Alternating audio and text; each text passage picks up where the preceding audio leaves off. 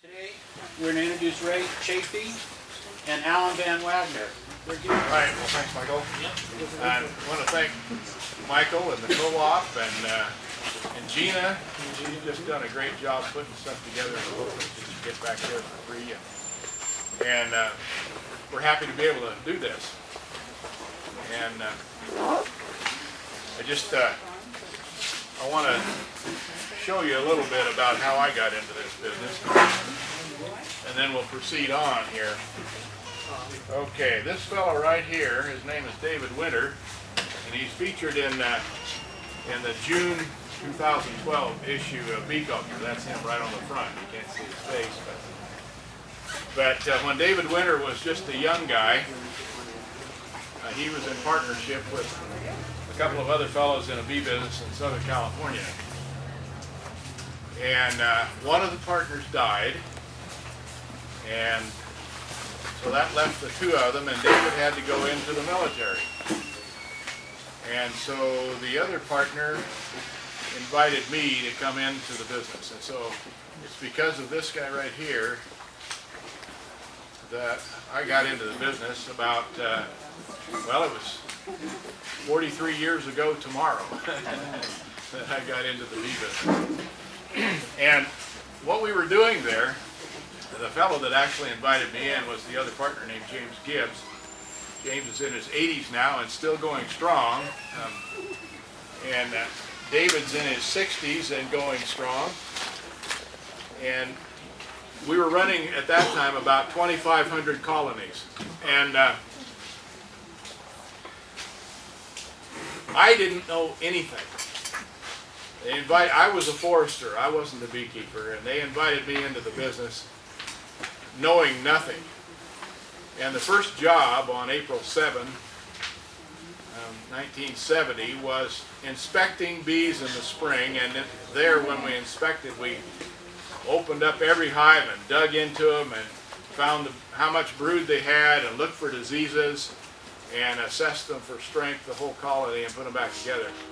And by noon the first day, my hands looked like boxing gloves. I thought, why aren't you guys getting stung up and I'm just getting the mess?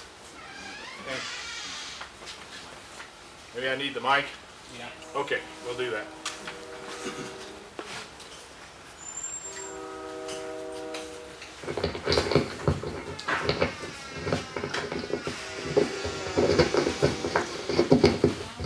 Okay, is that going to be better? Yeah. All right. So here I was not knowing anything, and I asked James at lunchtime. I said, "Why am I getting so stung up, and you guys aren't?" And they were working barehanded, and I was even working with gloves on, and they weren't very good gloves. And he said, "Well, you'd get unhappy too if somebody's banging your house around." I thought he was being gentle, and he said, "No, you're not." So he showed me what to do, and you know, I had one of the best teachers that I could ever have for keeping bees, and I was with them for 3 seasons until David came back from the military, and I moved to Idaho. And several years ago, Christine Braumiller, who's the bee inspector, introduced Alan and me, and Alan and I have been very good friends for the last, I don't know how many, 20 some odd years, working together and working closely, and so we've had a good relationship, and so we've all learned a lot together, and I'm hoping that we can help you learn something too here. So I'd like to get an idea of your interest level and your experience level, and so how many are here that have never had bees but you're interested in getting into it? Okay, most of you. All right. Now I know that some of you have some and have them for a while. How many have had bees for more than 3 years? 3 years or more? Okay. We had bees, but we don't now. You don't now? We Okay. had it for 20 years, but now we want to get back. All right. Well, good. So we're thinking the right way then in terms of basic beekeeping. And what we're going to do today is we're going to just kind of go over some basic bee biology. We're not going to get into a lot of detail of science of the beekeeping. There's a lot of research there. There are lots of books available.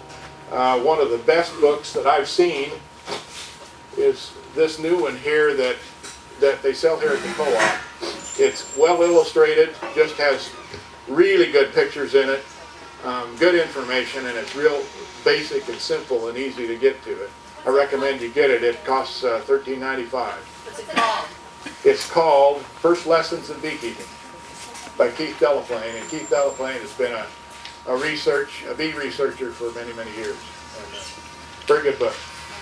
And there's a whole bunch of other ones here that are all good. The Bibles of beekeeping are the ABCs and XYZs of bee culture, and the hive and the honeybee. Those are classics in beekeeping.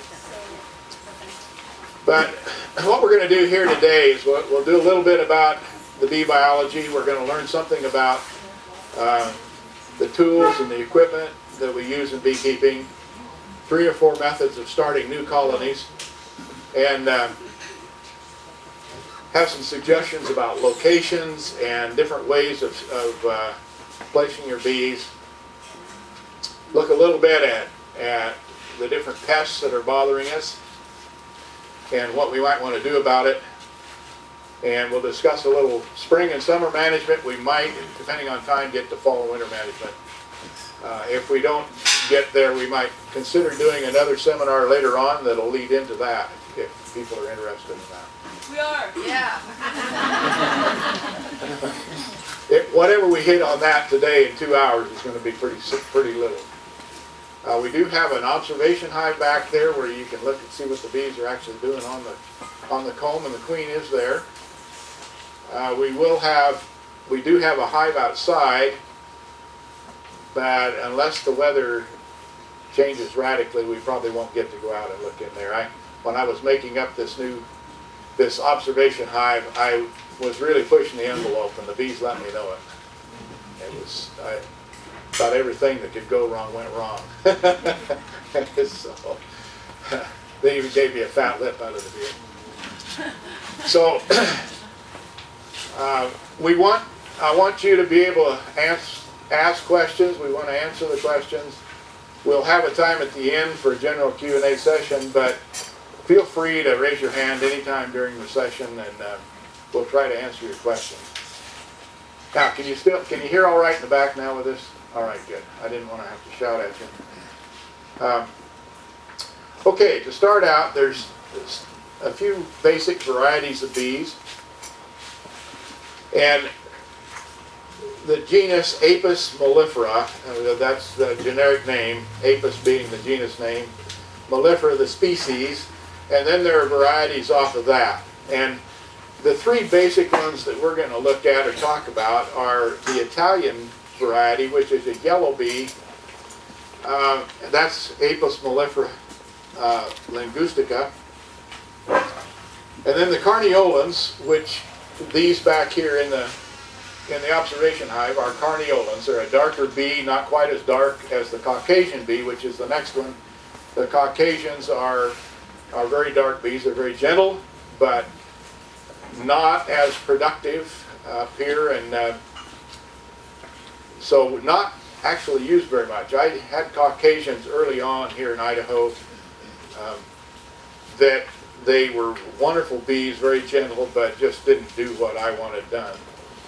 The Italian bees are the most productive, but they're also a little bit meaner than the carniolans, and they also tend to eat up their winter stores more. And so most of the package bee producers like them. They use theirs, the Italian, because they're very prolific. But I tend to use the carniolan. Is that what you used mainly, Alan? We were using carniolans mostly, I think. Yeah. And I have both, Italian and carniolan, and a lot depends on what queens we can get.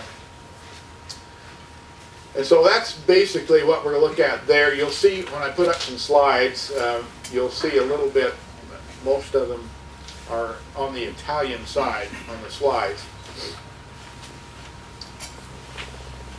So, most people want to know what's going on inside a hive. And we all know that bees produce honey. We all know that they're pollinators. But what happens inside the hive depends on who's in there and what's going on.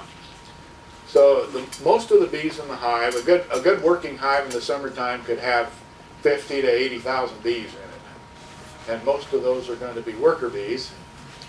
And the workers are the ones that gather nectar and they gather pollen, and they're stashing the pollen away into the hives, and they store the pollen to feed to the young bees, to the larvae, and they also store the nectar for their own feed. The pollen is their source of protein, and the nectar is the source of carbohydrates. And the queen basically just lays the eggs and can lay up to 1,500 eggs a day, maybe 2,000 eggs a day, good queen. And a lot depends, how much she lays depends a lot on the source of food coming in. Okay, there's a typical queen. I apologize for the quality of the picture, but and you can see that she is longer than the workers. The workers around her kind of gather around the queen. She has a longer abdomen. She has a bare thorax. And this is a good laying queen will be long and fat. And this queen has been laying lots of eggs. The picture's poor quality, but there's an egg in that cell there. Now this is one of the darker ones. This would probably be more carniolan, or even on the Caucasian side, really. Darker bee. And so with the darker bees, a lot of times it's good to mark them. Now, if you're getting your bees from Tate's Honey Farm, they try to get marked queens, but it depends a lot on the weather. And they are normally going to be carniolans that they get, but they do get Italians. But see the little sticker there? There's actually these little stickers. They just stick right on the thorax. And it does two things. One, it helps you identify the queen, and it helps you also remember where you got it and when you got the queen. Sometimes if the queen is not really very good, which is often the case with early queens, you might have a queen that didn't get mated well. And so, or if the queen later on in the season goes bad for some reason, doesn't produce good eggs, produces drone eggs, they will supersede. And so this is a picture here of some supersedure shells. Here's a supersedure cell being built right on the edge. Normally, if the bees were getting ready to swarm, those queen cells would be on the bottom bars, or they can be anywhere. But supersedure cells are mostly on the face of the frame, up near the top of the frame. But these bees are getting ready to replace their queen. They don't like what's going on there for some reason. So, see, this one is open still. They're feeding the queen. This one is a sealed. This one here is capped already. Now, the drone gets a bad rap. You know, people say that he's not any good. He doesn't do anything except sit around and eat. And so the drone has become a byword for a non-producer. But this time of year, he's part of the survival of a beehive, of bees. Let's put it that way. Not of one hive, but of bees in general. And his sole job is to mate with the queen. And once he does that, he's dead. He dies. And but the bees will keep drones around. In fact, they'll put lots of drone cells in the hive this time of year, from now until fall. There'll be lots of drone bees in the hive. And the drone is a haploid. I mean, he doesn't have a father. A drone has a grandfather, but no father. Figure that one out. The drone is from an infertile egg. The queen can lay a fertile egg or an infertile egg at will. When she mates, she stores the sperm from the drones, and she might mate with half a dozen or more drones, and then on her mating flights, and then that's it for the rest of her life. And she at will can lay a fertilized egg, which becomes a worker, and also has the potential to become another queen, or she can lay an infertile egg, which is a drone. So the drone is told by his fuzzy, blunt tail and his big head and big eyes, and the drone has no stinger. You can pick a drone up safely and not worry about it. In the fall, when the feed supply runs out, they boot most of the drones out. They'll still keep a few around, but you'll see them kicking the drones out, not letting them back in the fall. And in the wintertime, you'll very rarely see a drone in the hive. Okay, can we recognize what's there now? In the observation hive, you will be able to see the queen and worker bees, and there are some drones in there, not very many.